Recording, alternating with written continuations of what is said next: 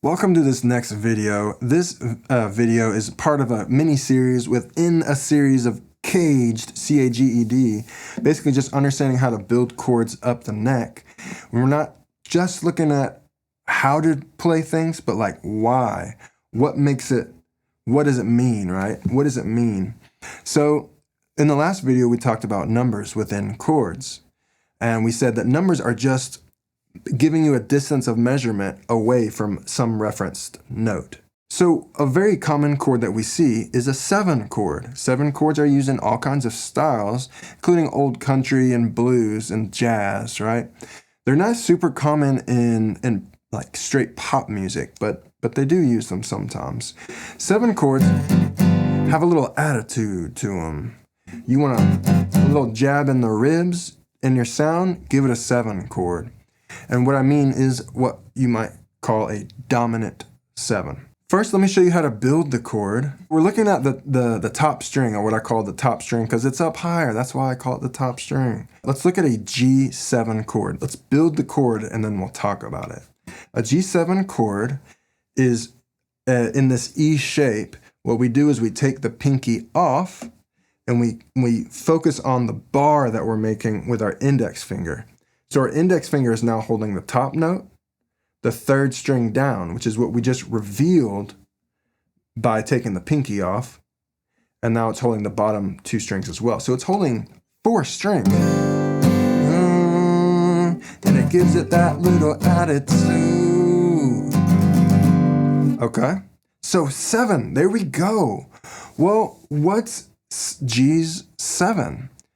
G, 2, 3, 4, 5, 6, 7. In this case, we're playing what's called a dominant 7. And so that dominant 7 needs to be 2 notes back from the octave. So there's the rule. A dominant 7 is a G, like for example in G, it's a G chord, but it also has a 7 note in it. And G's 7, dominant 7, is a plain old F note. Because F is 2 notes back behind the 8, the octave. 1, 2, 3, 4, 5, 6, 7, 8. I'm just saying my pinky note. What if I just go to 7 there? 1, 2, 3, 4, 5, 6, 7. All right. So a dominant 7, or just a 7, when you see a 7, the quick answer is you just take your pinky off and reveal that note that's 2 notes back from where the pinky was, where this bar is, and you get your 7 there.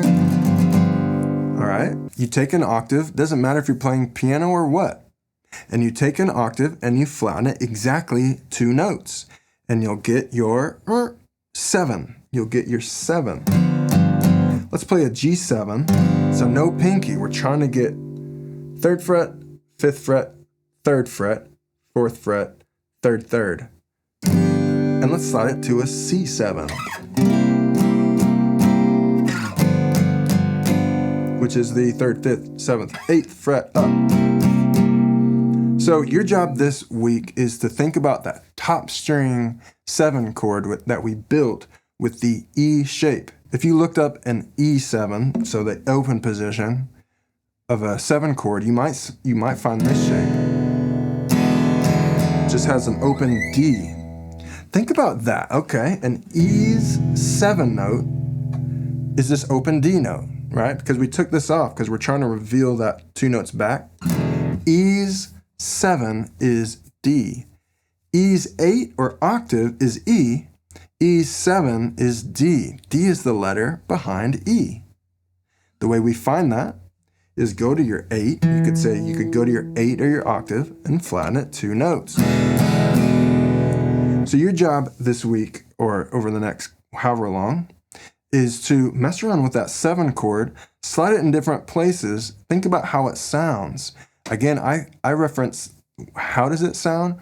I think of it like a little jab to the ribs. It's got a little attitude to it. We can play blues, old country, things like that with that chord. I hope that was somewhat helpful. The big thing was kind of what it means and then how to build it from the E shape and apply it up the neck. My name is Jacob Paul. with Inside Out Online. I'm going to see you on that next video.